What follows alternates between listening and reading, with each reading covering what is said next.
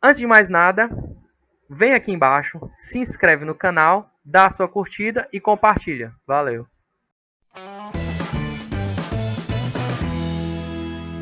Fala galerinha! Hoje nossa aula será sobre geometria molecular. O nosso último vídeo postado, que foi sobre a hibridização do carbono, que é uma teoria que surgiu para explicar a conformação tridimensional que o carbono assume, a importância de se estudar a geometria molecular, a conformação das moléculas no espaço, é que muitas moléculas elas têm funções distintas a partir da sua conformação tridimensional. Quando nós formos ver a isomeria, principalmente a isomeria espacial, a gente vai ver que há determinadas substâncias que, pelo simples fato de um elemento dentro da molécula, né, um átomo dentro da molécula, estar numa direção e um outro em outra direção, faz com que as propriedades químicas dele sejam totalmente diferentes, químicas e físicas. Um exemplo disso é o limoneno, que ele possui dois tipos de conformação, o isômero R e o isômero S. Que é o isômero R, dá o cheiro da laranja, e o isômero S dá o cheiro do limão. Então, pela simples diferença de conformação, eles têm propriedades totalmente diferentes. Então, essa é a importância. Também porque, a partir da geometria molecular, a gente consegue entender algumas forças que agem entre as moléculas, tá certo? Que são as chamadas forças intermoleculares.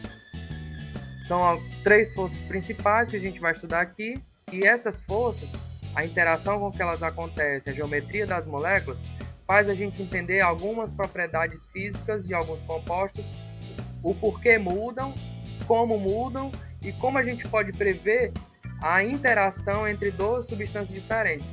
Porque, por exemplo, que a água e o óleo não se misturam, né?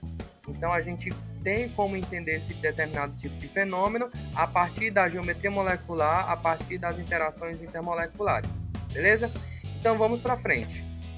Primeira coisa que a gente tem que entender é que a geometria molecular ela depende de alguns fatores. Primeiro, óbvio, como a gente está falando de geometria molecular, a gente está falando de disposição espacial do núcleo dos átomos. A gente sabe que as moléculas são formadas por átomos. Esses átomos ocupam um lugar no espaço, por quê? Porque eles são matéria. Matéria ocupa um lugar no espaço. E esse espaço ocupado por esse átomo dentro da molécula não pode ser ocupado por mais nada. Então, eles vão se arranjar dentro da própria molécula numa forma energética favorável para que cada um fique com o seu espaço sem incomodar o átomo vizinho. Nisso também a gente entra no segundo fator, que é a repulsão dos pares eletrônicos ou dos pares livres que existem dentro da molécula. Elétrons são partículas, ocupam também um espaço dentro do átomo. Esse espaço ocupado por eles são os orbitais, que a gente já viu no vídeo passado. Então, esses orbitais ocupados por esses elétrons, eles também influenciam ao seu redor, tá certo? E é isso que a gente vai falar até a teoria da repulsão dos elétrons desemparelhados, tá certo? Então, só uma observação é que quando nós temos moléculas que são formadas apenas por dois átomos, a conformação entre elas vai ser linear. Da mesma forma que em matemática a gente sabe que o menor caminho entre dois pontos é sempre uma reta, tá certo? Então a melhor forma que dois átomos se encontram de estarem mais distante possível dentro de uma molécula, né, ligados numa molécula, é um numa ponta e o outro na outra, beleza? Vamos entender aqui um pouco do que é esse conceito de nuvem eletrônica, tá certo? Os elétrons, como eles ocupam orbitais, esses orbitais são em função probabilística da posição desses átomos, desses elétrons dentro do átomo.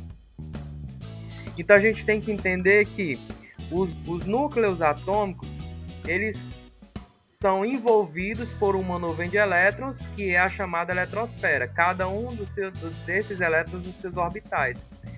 E esse é o conceito moderno de átomo, em que há um núcleo e ao redor desse núcleo possui uma nuvem de elétrons ocupando seus orbitais, certo? Ao redor desse núcleo. Então, por exemplo, a gente vai sempre considerar esse conceito de nuvens eletrônicas que estiver tratando de ligações covalentes, certo? Sejam elas simples, dupla ou tripla, e também quando a gente estiver tratando de elétrons livres, elétrons chamados desemparelhados, que são aqueles elétrons que estão na camada de valência, mas não foram utilizados para formar ligação. Eles estão livres, lá livres e desimpedidos, ocupando seu orbitalzinho, tá certo? A gente também vai entender esses elétrons como uma nuvem eletrônica.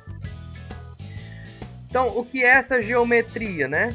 É a forma tridimensional assumida pelos átomos dentro da molécula. Isso vai depender da quantidade dos átomos e vai depender também se esses átomos possuem ou não pares eletrônicos livres, beleza? A primeira situação é quando nós temos moléculas diatômicas. A gente acabou de informar para vocês que quando a molécula ela é diatômica, só tem 2 átomos, qual a única geometria assumida por essas moléculas? É a geometria linear. Por quê? A maneira mais energeticamente favorável para elas é que elas se mantenham uma do lado e outra do outro lado, tá certo? Que exemplos de moléculas diatômicas? O H2, Cl2, HCl, HBr. Olha aqui o exemplo, ó. A molécula do HCl é aqui o hidrogênio ligado ao cloro, o hidrogênio no lado outro oposto ao cloro, formando uma geometria linear.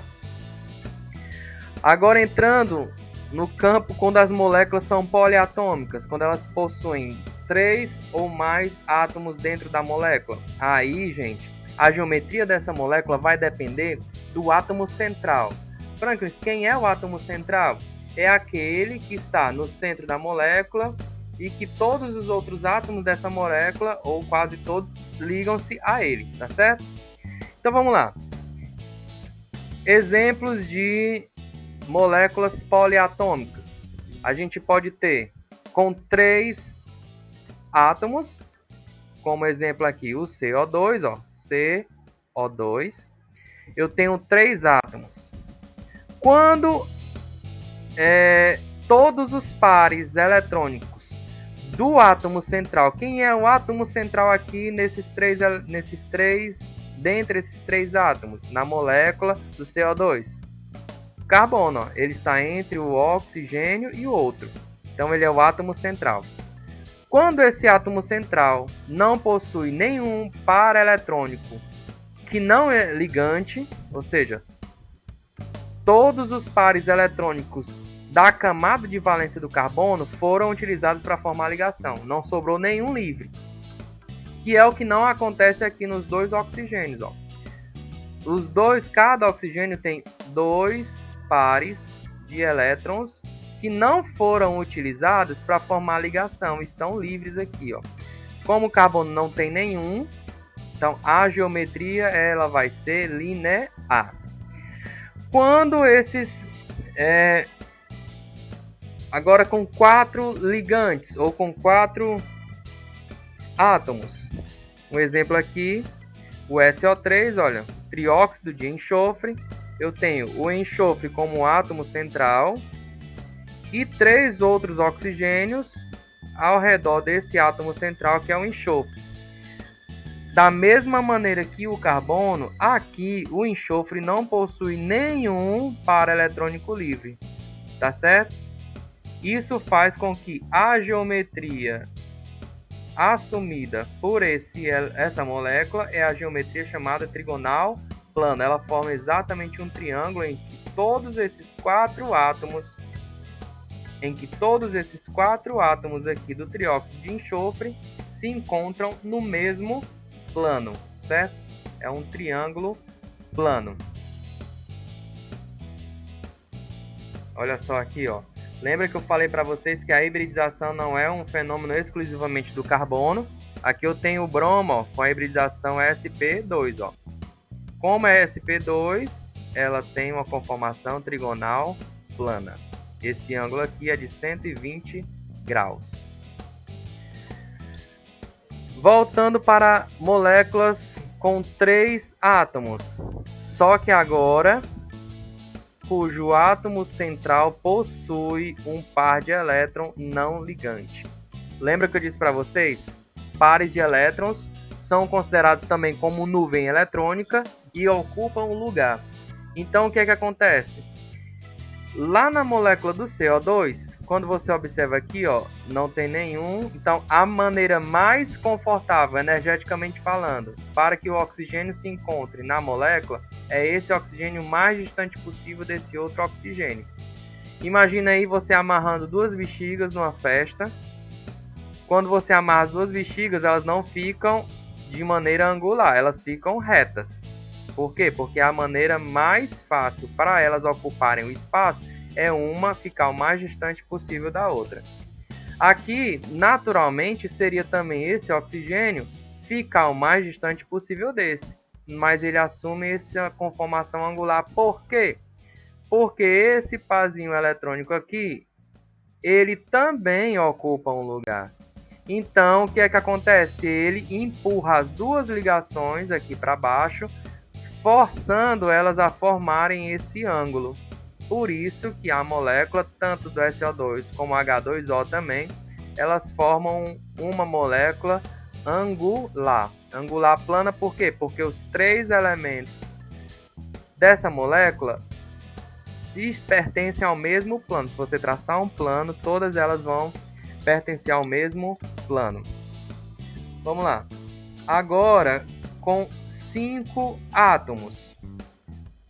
Aqui o exemplo que a gente viu para a hibridização sp3 do carbono. Olha só. É o gás metano, CH4. O gás metano, ele tem um carbono central com 4 outros hidrogênios circundando esse carbono. Viram que não há nenhum par eletrônico livre, então cada hidrogênio vai estar na distância maior possível um do outro, e a única conformação tridimensional para que isso aconteça é essa conformação tetraédrica. Olha só aqui, ó, carbono com seus 4 orbitais sp3 e a sua conformação tetraédrica. Para frente.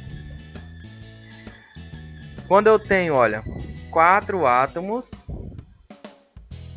mas esse átomo central possui um par de elétron não ligante.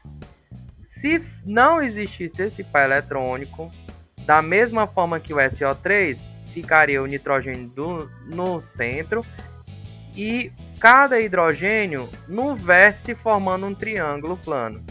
Mas como eu tenho esse parzinho eletrônico, ele é também uma nuvem eletrônica, ele empurra os 3 hidrogênios para baixo, formando essa conformação ou essa geometria chamada piramidal. Ele forma como que uma pirâmide, ó, uma pirâmide de base triangular, onde o topo da pirâmide se encontra um nitrogênio e os 3 hidrogênios estão na base, cada um no vértice do triângulo que forma a base dessa pirâmide.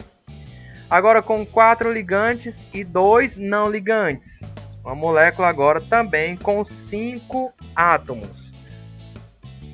Temos aqui, ó, esse complexo aqui de cobre. Eu tenho um átomo central com 4 outros átomos periféricos. E eu tenho 2 nuvens eletrônicas de 2 pares não ligantes, um aqui em cima e um aqui embaixo. Como esse aqui de baixo empurra esses 4 átomos periféricos para cima, esse par eletrônico aqui também está empurrando esses 4 átomos para baixo. Então há um equilíbrio de força e cada um desses 4 átomos forma um quadrado planar. Olha só. Então, a presença desses 2 pares eletrônicos, um aqui em cima e um aqui embaixo, faz com que a única maneira desses 4 átomos se rearranjarem de uma forma confortável, energeticamente falando, é que cada um fique no vértice de um quadrado plano. Que eles não vão poder nem ir para cima nem para baixo. E nem esse aqui está empurrando esse, nem esse. Quando eu tenho 5 pares ligantes, olha só. Tenho quantos átomos aqui? 6. O átomo central, que é o fósforo, com 5 cloros ao redor desse fósforo. É o pentacloreto de fósforo. Então, tenho aqui 1, 2, 3, 4, 5. Qual é a maneira mais confortável energeticamente falando? É que cada cloro fique o mais distante possível um do outro.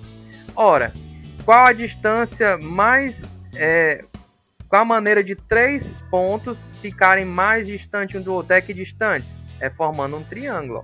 Cada cloro no vértice de um triângulo planar. Como eu tenho ainda 2 cloros de sobra, como é que eles vão ficar mais distantes? Eles vão ficar um lá para cima e um para baixo. Assim, eles conseguem ficar o mais distante possível, dando à molécula uma conformidade ou dando à molécula um conforto energético para a estabilidade dela, certo? Aqui, ó, os orbitais sp3d do fósforo. Quando eu tenho 4 ligações e um par eletrônico livre, olha só, aqui a gente tem um tetrafluoreto de enxofre.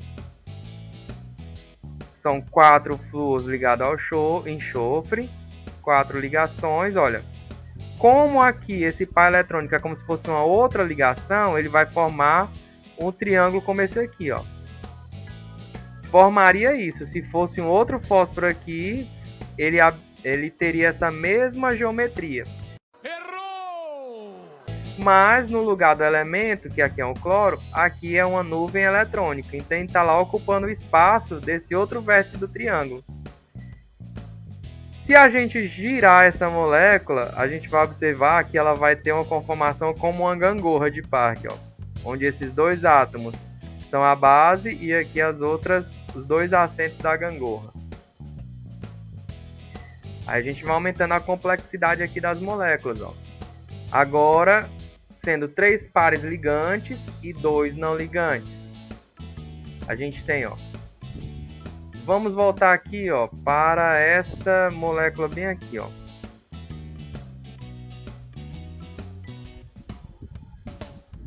Com 5, né, ó, daqui, ó. Aqui eu tenho, ao invés de 2 ligantes, que seriam esses 2 aqui, eu tenho o quê? Eu tenho 2 nuvens eletrônicas que ocupam o espaço que ocupariam se fossem 2 átomos. Se eu tirar esses 2 daqui, o que é que forma? Um T. Então a conformação ou a geometria do trifluoreto de cloro é a forma T. Vamos lá. Vamos agora para as exceções do octeto. Quando eu tenho 6 pares ligantes, ó. Aqui o hexafluoreto de enxofre. Eu tenho um enxofre ligado a 6 átomos de flúor. Todos os 6, a única forma energeticamente possível para eles, ou mais confortável energeticamente falando, é cada flúor equidistante um do outro. Então a única forma é essa. Os 4 flúors aqui formando um quadrado, da mesma forma que aqui, ó. Mas como aqui faltavam, aqui eu tenho os 2 ligantes, ó. Então ele vai formar o que a gente chama bipirâmide tetraédrica ou bipirâmide de base quadrada ou octaédrica, certo? Então você pode chamar de maneira mais fácil bipirâmide de base quadrada. Ó. Por quê? Porque é como se você colocasse uma pirâmide colada com um fundo na outra, as duas com a base quadrada. Ó. Outros ainda, ó, quando eu tenho 5 ligantes mais um não ligante. Aqui, quando eu tinha todos esses ligantes, ó, se eu tirar isso aqui, eu vou ficar aqui, ó, ao invés de um elemento ser um par eletrônico. E quando eu tenho 7 ligantes, olha só, 1, 2, 3, 4, 5, 6, 7. O hexabrometo de flúor, olha só. A maneira mais fácil eu formo aqui um pentágono ou 2 pirâmides, né? Uma pirâmide em cima pentagonal e uma pirâmide embaixo também com a base de um pentágono. Então, essas são as geometrias que a gente viu. A linear, que vai ser sempre quando eu tiver ou dois elementos, né? Uma molécula diatômica. Ou se ela for triatômica, gente, mas o elemento central não tiver nenhum ligante. Aí ela vai ser linear. Se o elemento central tiver um par de elétrons não ligante, ele vai empurrar e ela vai se tornar angular. Temos a trigonal plana, a pirâmide trigonal. Essa e essa é assim porque não tem um ligante, e essa o ligante empurra os três elementos para baixo. Forma em T, forma tetraédrica, gangorra, quadrado planar. Não quero, gente. Se você quiser decorar todas essas geometrias, fique à vontade. O mais interessante para quem está estudando química orgânica, essas outras conformações, para quem for estudar química inorgânica, principalmente a química dos metais de transição, é interessante você observar essas conformações. Mas se nós vamos falar de química orgânica, a gente tem em nossa mente essas três geometrias, porque são as três geometrias assumidas pelas três hibridizações do carbono. Carbono sp, sp2 e sp3. Além de geometria molecular, a outra coisa que a gente precisa entender para perceber bem as interações entre essas moléculas, que é o que a gente chama de polaridade, tanto a polaridade das ligações quanto a polaridade das moléculas. Vamos começar com a polaridade das ligações. Mas o que é isso de polaridade? Como a própria palavra está dizendo, a gente vai observar a formação de polos. Que polos, Francis? É o seguinte, quando em determinadas regiões do átomo há acúmulos de carga, por exemplo, uma determinada região do átomo há um acúmulo de cargas negativas, uma determinada região da molécula há um acúmulo ou uma deficiência de cargas negativas. Então a gente gera dois polos dentro da molécula, um polo negativo e um polo positivo, certo? Nas ligações iônicas, a gente não fala de polarização da ligação. Por quê? Porque a gente fala de ionização, ou seja, um átomo ele vai roubar o elétron do outro. Então ele vai assumir uma carga efetivamente negativa, deixando o outro átomo com a carga efetiva positiva. Na polarização de ligações covalentes, a gente sempre vai falar de cargas parciais, certo? É um momento em que a molécula está com uma densidade eletrônica. Lembra que a gente falou de nuvens eletrônicas? Nuvens, elas podem ser maleáveis. Então, se eu fizer uma forma de uma nuvem eletrônica se concentrar mais de um lado, a gente está gerando um polo negativo. E o outro que ficou sem essa presença da nuvem eletrônica mais forte, ela gera um polo positivo. Vamos lá. Mas o que é que vai influenciar na polarização dessas ligações? É a diferença entre uma propriedade que a gente viu lá no primeiro ano, que é a eletronegatividade. Quando você tem uma ligação formada entre elementos diferentes, com eletronegatividades diferentes, há uma polarização da ligação. Mas o que é eletronegatividade? É a capacidade que um átomo tem de, numa ligação química, puxar para ele os elétrons. Opa, esses elétrons são meus.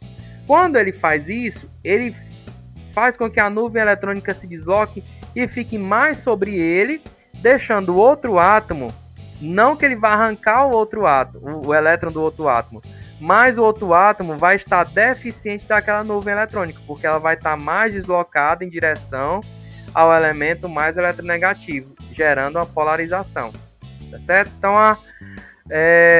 as ligações elas podem ser definidas como ligação apolar, quando não há formação de polos, ou seja, os elementos que formam aquela ligação são átomos com a mesma eletronegatividade. Então, nenhum vai puxar o elétron de nenhum, porque os dois puxam com a mesma força. É um cabo de guerra em que ninguém ganha. Já nas ligações polares, como eu tenho átomos de eletronegatividade diferentes, um vai ser mais eletronegativo que o outro. Então, nesse cabo de guerra, vai ganhar quem tiver maior eletronegatividade, porque a nuvem eletrônica vai ficar sobre ele, ele vai ficar com a carga parcial negativa, e o outro, que teve a sua nuvem eletrônica roubada, ele vai ficar com carga parcial positiva. Olha aqui um exemplo de ambos os casos. Quando eu tenho uma molécula, por exemplo, como do gás hidrogênio, H2. A molécula de hidrogênio, de gás hidrogênio, é formada por 2 átomos de hidrogênio. Como eles não têm eletronegatividade diferente, a nuvem eletrônica ela fica bem distribuída nos 2 átomos que formam essa molécula. Já quando eu tenho aqui a molécula do HCl, o ácido clorídrico, eu percebo que o cloro ele é mais eletronegativo que o hidrogênio. Isso faz com que a nuvem eletrônica, olha só, fique mais sobre o cloro do que sobre o hidrogênio. Como eu estou falando de nuvem eletrônica, elétrons têm cargas negativas. Como eu tenho um acúmulo de cargas negativas em cima do cloro, ele fica com um delta negativo. Esse delta minúsculo significa uma carga parcial. Não é um íon, tá certo? Não é um íon cloreto. É apenas que os elétrons dessa molécula estão deslocados mais em direção ao cloro do que o hidrogênio. Como o hidrogênio está deficiente de elétrons, ele está com a carga parcial positiva. Gerei polo negativo e polo positivo. Olha só. Numa ligação que é apolar, os 2 núcleos estão equidistantes, certo? Eles estão um distante do outro, então a nuvem eletrônica, ou o par eletrônico está aqui, ó, na mesma distância do núcleo desse átomo e desse outro átomo. Não há uma polarização. Mas no caso aqui do HCl, o par eletrônico e a nuvem eletrônica está deslocado mais para cima do átomo mais eletronegativo, conferindo a ele uma carga parcial negativa e deixando o outro átomo com a carga parcial positiva. Como é que eu sei, Franklin, quem é mais eletronegativo que o outro? Lembrando propriedades periódicas. Quanto mais à direita da tabela periódica e acima, mais eletronegativo são os átomos, tá certo? Sendo que o mais eletronegativo da tabela periódica é o flúor e o menos eletronegativo é o frâncio. Todos dois. Flúor no canto superior direito e o frâncio no canto inferior esquerdo. Então, como é que eu posso identificar que uma ligação é mais polar que a outra? Justamente porque os átomos que formam a ligação, aquelas ligações, quanto mais eletronegativos forem, ou seja, quanto maior a diferença de eletronegatividade entre os que formam aquela ligação, mais polar ela vai ser. Por quê? Porque ele vai estar puxando os elétrons com mais força. Então isso vai gerar polos mais fortes. Esse polo gerado, né, a gente representa isso através de um vetor do momento dipolar. Esse vetorzinho aqui que representa o deslocamento da nuvem eletrônica para o mais eletronegativo, certo? Quando a gente fala de ligações polares, há uma coisa interessante. A molécula ela pode ter ligações polares, mas a molécula como um todo ela é apolar. Como é que isso acontece, Frank? Vamos lá ver, ó. Lembra que sempre que a gente falar de polaridade, a gente está falando de diferença de eletronegatividade. Então, eu vou ter um elemento puxando o elétron mais para o seu lado. Dependendo da geometria da molécula, eu posso ter elementos puxando para um lado e outros elementos puxando para o outro com a mesma força. E isso faz com que a resultante desse momento dipolar seja zero. Então é como se ninguém tivesse puxando nada. Vamos ver isso aqui? Olha só, 2 exemplos típicos. Um exemplo do CO2 e o exemplo da água. Vamos lá. Como a gente viu, a molécula do gás carbônico, ela tem uma geometria linear, ou seja, ela forma uma linha e o ângulo entre essas ligações é de 180 graus. Pela definição de eletronegatividade, quando a gente observa na tabela periódica, o oxigênio está mais à direita que o carbono, então ele é mais eletronegativo que o carbono. Então, olha só, esse oxigênio puxa os elétrons da ligação para ele, esse oxigênio puxa os elétrons da ligação para ele. Você observa que as duas ligações duplas do CO2 são ligações polares. Mas quando você olha para a molécula como um todo, esse momento dipolar se cancela com esse outro momento dipolar. É como se fosse um cabo de guerra em que esse oxigênio puxa com a mesma força que esse, a corda não vai a lugar nenhum. Então a resultante ela é zero. Então a molécula é apolar, não gerou polos, porque um momento foi cancelado pelo outro.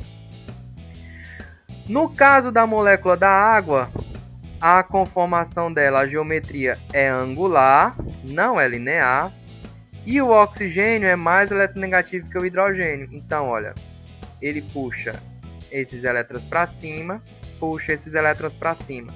Quando você vai somar esses dois vetores, a resultante vai dar para cima. Se a resultante é diferente de zero, a molécula ela é polar. Então, olha só, tanto o dióxido de carbono quanto a água possuem 3 átomos, as ligações são polares, mas por causa da geometria, que aqui é linear e aqui é angular, faz com que uma seja apolar e a outra polar. Vimos a geometria molecular, vimos a definição de ligação polar e vimos a definição de molécula polar. Agora nós vamos falar sobre as interações intermoleculares ou ligações intermoleculares. Não gosto muito desse termo de ligações. A gente vai falar de interações intermoleculares ou forças intermoleculares. São as forças que mantêm as moléculas unidas. Se elas não existissem, não existiria nada. Não existiria nenhum tipo de estado físico. Certo? Não existisse não poder esse mouse, porque não existisse nenhuma força segurando as partículas desse mouse unidas, ele não. Então as forças são a base para que as substâncias tenham coesão. Então, são essas ligações, a definição, né? São as ligações entre as moléculas de substâncias que estão no estado sólido ou líquido. Franklin, e o estado gasoso? Gasoso, por definição, é quando as moléculas estão totalmente umas das outras. Não há nenhum tipo de interação entre elas. Então, a gente só pode falar de interações entre as moléculas se nós estamos falando de estado de agregação sólido ou líquido. Vou falar para vocês de 3 interações fundamentais que a gente vê nas moléculas orgânicas. São as interações chamadas dipolo-dipolo, que são os tipos de interação que acontecem entre moléculas que formam dipolos, certo? Que são moléculas polares. As ligações de hidrogênio, que são aquelas interações que ocorrem quando eu tenho uma ligação com o hidrogênio bastante polarizada. Como é que eu faço, Frank, para uma ligação com o hidrogênio ficar muito polarizada? Lembra o que é que precisa para ser uma ligação polarizada? Eletronegatividade. Então, quanto maior a eletronegatividade, mais polarizada vai ficar a ligação. Então, quando eu tenho o hidrogênio ligado a esses 3 elementos aqui, ó, com alta eletronegatividade, a gente pode formar ligações de hidrogênio, flúor, oxigênio e nitrogênio. Franklin, quer dizer que cada molécula vai ter ou esse tipo ou esse tipo? Não, há moléculas que podem ter 2 tipos de interações moleculares diferentes, tá certo? A gente vai ver isso. Um exemplo é a água. A água, tanto a gente viu que ela é polar, não é isso? Como a água também, ó, como é HO, H2O, ela também pode formar ligações de hidrogênio. E isso faz com que seja tão difícil separar moléculas da água, porque ela tem essas duas interações segurando elas juntas. E outra interação que a gente tem é que é das moléculas apolares, que é chamada de dipolo induzido, ou também forças de dispersão de London ou forças de Van der Waals, tá certo? Os outros tipos são uma com a outra. Por exemplo, eu posso ter moléculas de ligação dipolo com dipolo induzido. Por exemplo, o álcool, o etanol, ele tem esse tipo de ligação dipolo-dipolo. A gasolina tem ligação dipolo induzido, certo? Mas eu posso misturar uma com a outra, ó. Então, dipolo com dipolo induzido. É claro que eu não posso misturar muito, mas eles têm uma certa interação.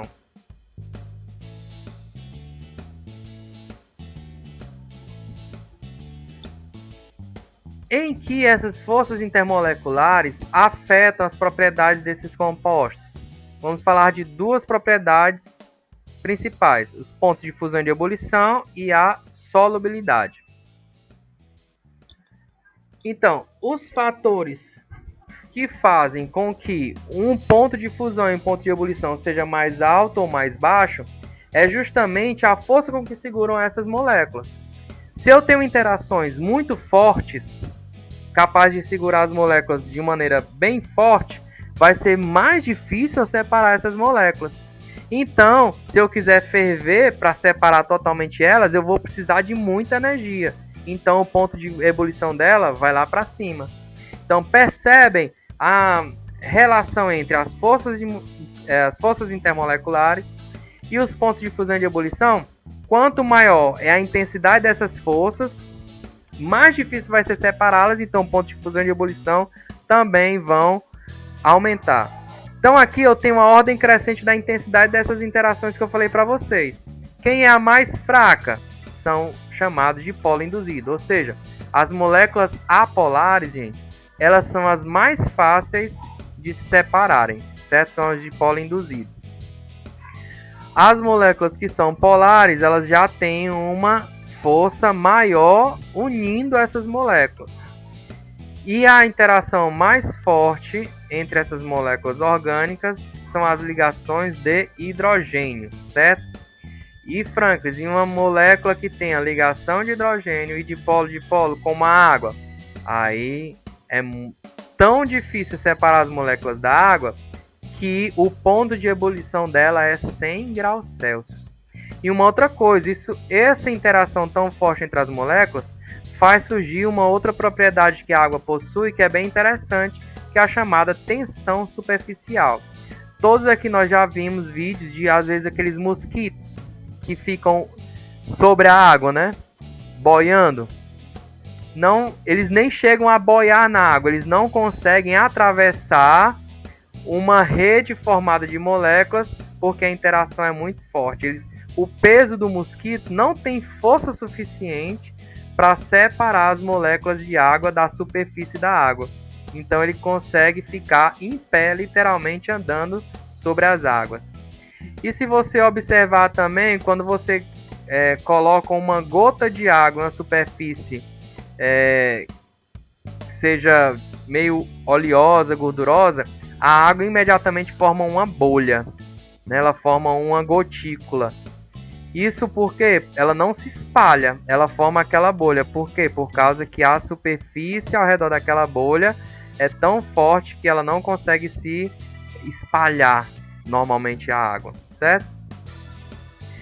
Um outro detalhe com relação ao ponto de fusão e de ebulição é que quanto maior for o tamanho das moléculas, também maiores serão seus pontos de fusão e de ebulição. Por quê? Porque quanto maiores são as moléculas, eles vão ter uma maior probabilidade de interagirem umas com as outras. Um exemplo prático: se você colar duas folhas de papel amassadas uma na outra, duas bolas de papel uma na outra, e você pegar duas folhas iguais às anteriores que você amassou, mas você colá-las abertas, as folhas que foram coladas em forma de bola de papel serão bem facinhos de separar, enquanto as duas folhas que foram coladas inteiras, elas vão ser extremamente difíceis de separar, de que não vão conseguir mais separá-las, né? Então é o mesmo princípio, quanto maior a molécula, mais área eu tenho para que elas interajam. Para encerrarmos essa propriedade física do ponto de fusão e de ebulição, eu quero apresentar a vocês esses dois gráficos aqui, ó. A gente vai observar a curva de crescimento do ponto de ebulição à medida que aumenta o tamanho da molécula. Quanto maior a gente viu o tamanho da molécula, mais forte a interação. Então, o que é que está acontecendo? Está sendo mais difícil separar. Então, o ponto de ebulição, consequentemente, também vai aumentar. Quando a gente vai para outra sequência de compostos, a gente observa começando com a água, depois com enxofre, selênio, telúrio.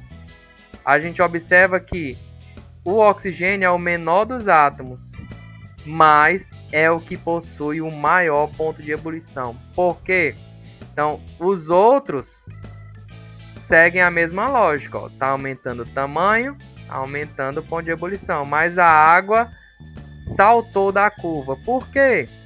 Porque aqui, muito mais determinante está sendo a capacidade que a água tem de formar ligações de hidrogênio. Isso faz com que, como as ligações de hidrogênio são as interações mais fortes, faz com que a água tenha um ponto de ebulição maior. Beleza? Com relação à solubilidade, há uma regra básica. Semelhante dissolve semelhante. Ou seja, moléculas que têm tipos de interações parecidas ou iguais vão ser solúveis umas nas outras. Exemplo clássico, gente. Por que água e óleo não se misturam? A gente viu que a água é uma molécula o quê? Polar ou apolar? Polar. E o óleo, ele é uma substância com uma cadeia carbônica que é apolar. Então, essa cadeia carbônica apolar, ela tem interações do tipo, como é o nome da interação que acontece entre moléculas apolares de polo induzido. E as interações que acontecem na água, que é polar, são interações de polo. Ou, a gente viu também aqui que na água tem ligações de hidrogênio. Essas interações que a água tem, que é dipolo e ligação de hidrogênio, são totalmente diferentes das interações de polo induzido que o óleo tem. Então, por isso que água e óleo não se misturam, porque ele tem interações intermoleculares diferentes. Isso faz com que elas não tenham condições de interagir umas com as outras. Ufa! Então ficamos por aqui. Na próxima semana temos mais aulas com temas novos